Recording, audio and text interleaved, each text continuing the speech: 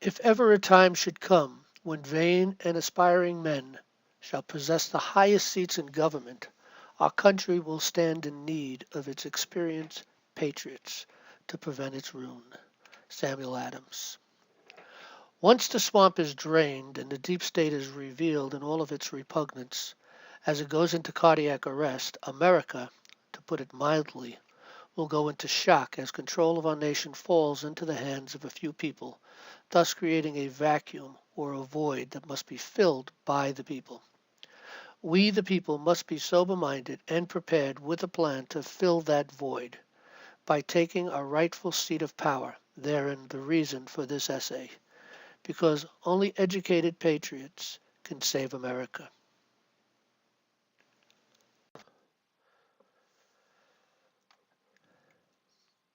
The price of freedom is eternal vigilance. Thomas Jefferson. No government can continue good but under the control of the people, and their minds are to be informed by education and what is right and what is wrong, to be encouraged in habits of virtue, and to be deterred from those of vice. These are the teachings necessary to render the people a sure basis for the structure and order of government. Because if a people expect to be ignorant and free, they expect what never was and never will be.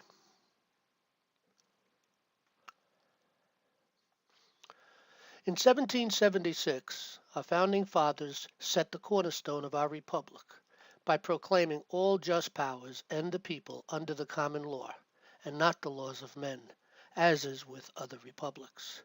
And by calling upon nature's God, entitled us to his unalienable rights, thereby creating a covenant between we the people and our Creator that cannot be broken but by his wrath. We the people have assumed among the powers of the earth the separate and equal stations to which the laws of nature and of nature's God entitle us, and that we hold these truths to be self-evident, that all men are created equal, that they are endowed by their Creator with certain unalienable rights, that among these are life, liberty, and the pursuit of happiness, that to secure these rights, governments are instituted among men, deriving their just powers from the consent of the governed. Declaration of Independence, Preamble. We need only look to our founding documents and our common law history to learn how the people can be restored to power. The common law demands that we, the people, stop thinking like the slaves that we were and start thinking as the free men we were meant to be. This requires a maturity within us to accept responsibility for our own actions and the rights of others to exercise liberties that we may or may not agree with. The attitude that we need the state to restrain people's behavior is repugnant to God and is precisely what placed America's liberty in jeopardy in the first place. This was a direct assault upon our Bill of Rights, enabling the construction of a statutory prison that has enslaved us all.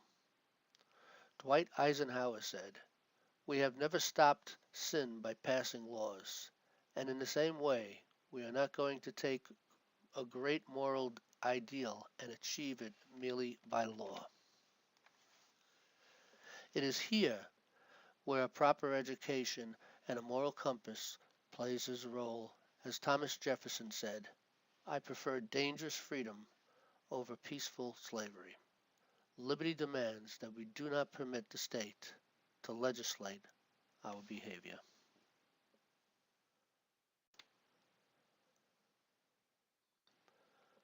We, the people, by the power and authority vested in us by God, ordained the Constitution for the United States of America, therein creating three branches of governments, whose only commission is to accomplish 6 prime directives. 1. To form a more perfect union. 2. To establish justice. 3. To ensure domestic tranquility. 4. To provide for the common defense. 5. To promote the general welfare. And 6. to secure the blessings of liberty. Any legislative, administrative, or judicial action at any level of government that does not accomplish or support one or more of the aforesaid directives is without authority and thereby null and void. As we read in the Preamble of the Constitution, we, the people of the United States, in order to form a more perfect union, establish justice, ensure domestic tranquility, provide for the common defense, promote the general welfare, and secure the blessings of liberty to ourselves and our posterity, do ordain and establish this Constitution for the United States of America.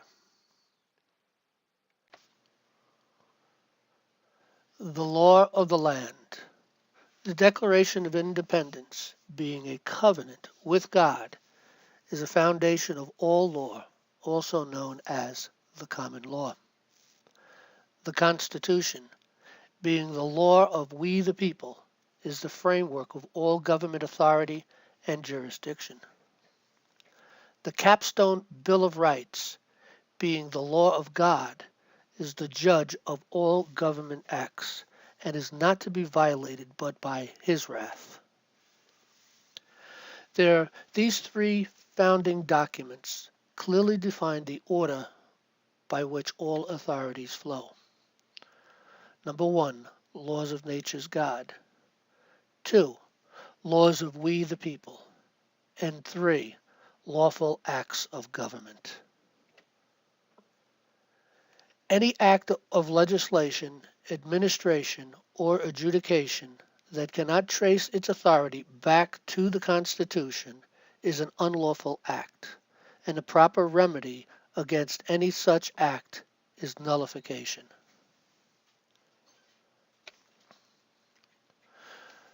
The law of the land, also known as the Supremacy Clause, found in U.S. Constitution, Article 6, and it reads, "This Constitution and the laws of the United States which shall be made in pursuant thereof, and all treaties made or which shall be made under the authority of the United States, shall be the supreme law of the land, and the judges in every state shall be bound thereby. Anything in the Constitution or laws of any state to the contrary, notwithstanding." The authority of the legislative branch is limited and defined under Article 1 of the Constitution. The authority of the executive branch is limited and defined under Article 2 of the Constitution. And the authority of the judicial branch is limited and defined under the Article 3 of the Constitution.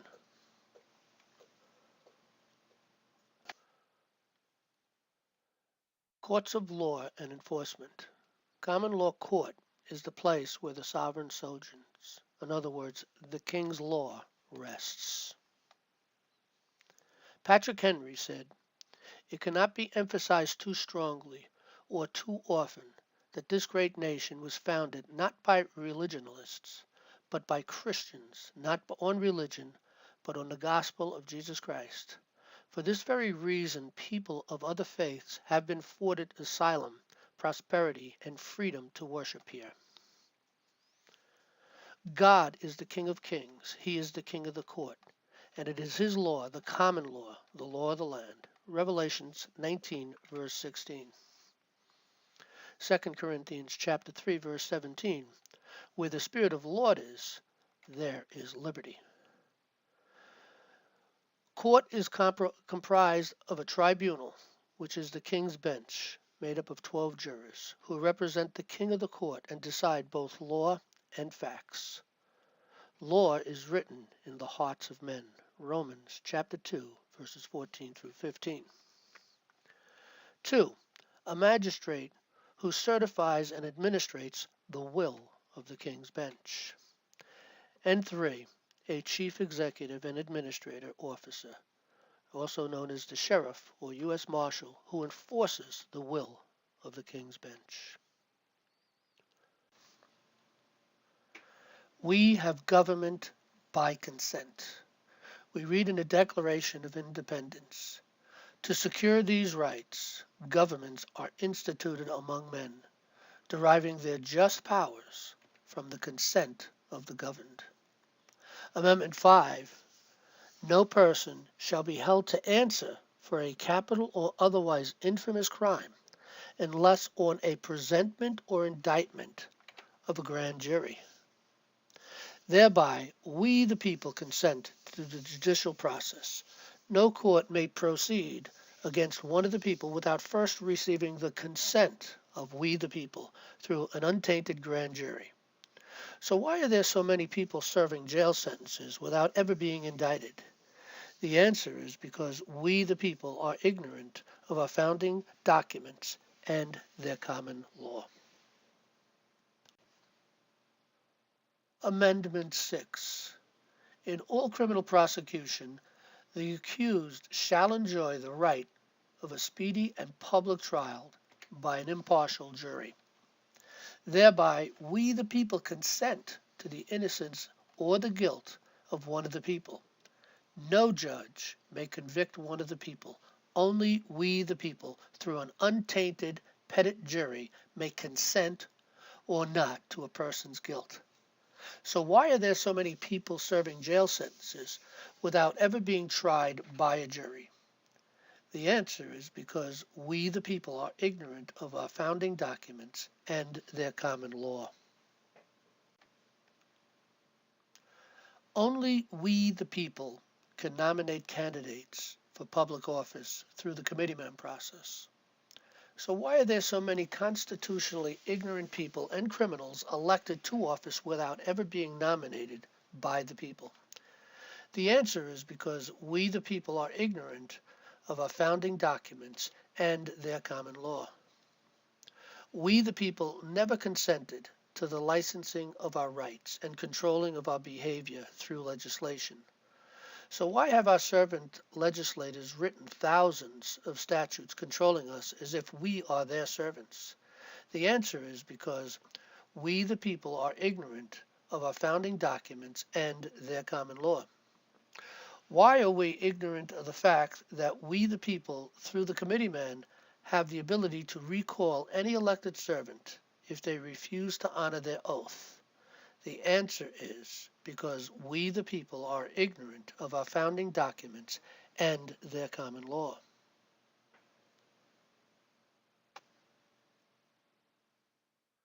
Why are we ignorant of the fact that we the people through the grand jury have the ability to indict any elected servant if they refuse to honor their oath, thereby removing them from office? The answer is because we the people are ignorant of our founding documents and their common law. Why is it that our elected servants take bribes from special interest groups to do their will and not the will of we the people who elected them? The answer is because we the people are ignorant of our founding documents and their common law. The Declaration of Independence tells us, whenever any form of government becomes destructive of these ends, it is the right of the people to alter or to abolish it. Why do we have government that suppresses and terrorizes we the people? The answer is because we the people are ignorant of our founding documents and their common law.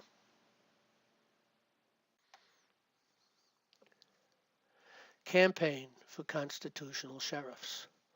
The sheriff is the chief executive and administrative officer of the county, chosen by popular election, whose duty is to keep the peace and enforce the Bill of Rights. His law enforcement powers are supreme. The sheriff can only be removed from office by the ballot box, impeachment, or indictment for violating his oath. The office of the sheriff goes back more than 1,300 years. He is the chief executive and administrative officer of the county and the courts. Courts of justice cannot function without a sheriff, also known as a bailiff. Any county without a sheriff is a lawless county. National Liberty Alliance provides a free, proper education regarding our founding documents and its common law for the people and our sheriffs, which is the only solution to keep America great by exercising our consent.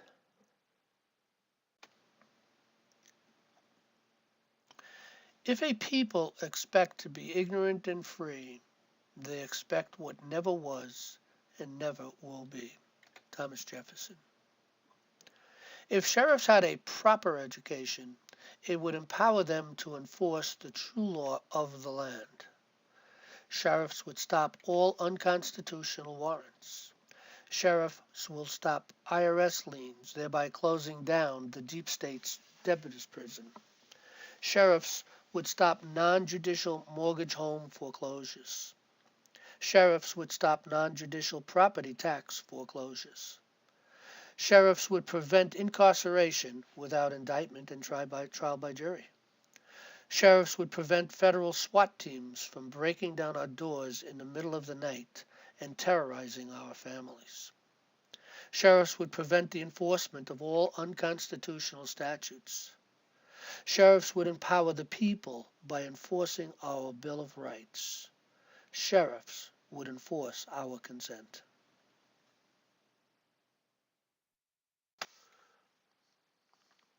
National Liberty Alliance's plan to restore the power of consent to we the people. Our campaign for constitutional sheriffs will facilitate a proper education for sheriffs and their deputies by sending 20 or more Sheriff's Pockets handbooks to every sheriff in America and facilitate a place where they and their deputies can receive a proper education and communicate and organize with other like-minded sheriffs across their state and our nation. You can read a PDF copy of our Sheriff's Pocket Handbook at powerofthecountysheriff.org. President JFK in 1963 said, "Today we need a nation of Minutemen, citizens who are not only prepared to take up arms, but citizens who regard the preservation of freedom as a basic purpose of their daily life, and who are willing to consciously work and sacrifice for that freedom." National Liberty Alliance was founded in 2014 to facilitate a constitutional education and provide a platform for people to communicate and organize at the grassroots level as well as on a national level, vowing an oath to God to proceed with a sense of honor, justice, and mercy. To date, National Liberty Alliance is organized with 12 national coordinators, 112 federal district leaders, 93 state coordinators, 1,225 county organizers, and 131 committees of safety, and a membership of about 6,500 people poised to take control at the grassroots level when the aforesaid swamp is drained. Join us. To date, we have 1,009 grand jury administrators preparing to fill the 12,500 seats across the nation required to take back our judiciary. And we need an average of 200 people as committeemen in each county to take back and maintain our political process. Committeemen are the people on the grassroots who nominate the candidates to be on the ballot for the election and monitor the process to ensure honest elections. Presently, all these positions are controlled by the deep state. It is up to we the people to be prepared with a proper education and take back our unalienable rights of consent once the swamp is drained. Join us. The saving of America rests on our shoulders because once we turn the page in Washington and our state capitals, it will only be a matter of time until we return back to the mire if proactive, educated patriots are not there to redirect power back to the people. So be part of the solution and take the following 5 steps to join us. 1. Go to nationallibertyalliance.org and join our effort to constitutionally take back America as our founding fathers envisioned. 2. Take our free civics and constitutional courses. A higher education is also available under our education tab. 3. Attend our Monday night teleconferences for details to join us Click on our weekly call. If you cannot join us live, download the call found on the same page. 4. Support our campaign for constitutional sheriffs. Click the banner on our front page. And 5. Support National Liberty Alliance financially by giving us $5 a month or more. That's only $60 a year. So $5 a month or more, most people should be able to afford.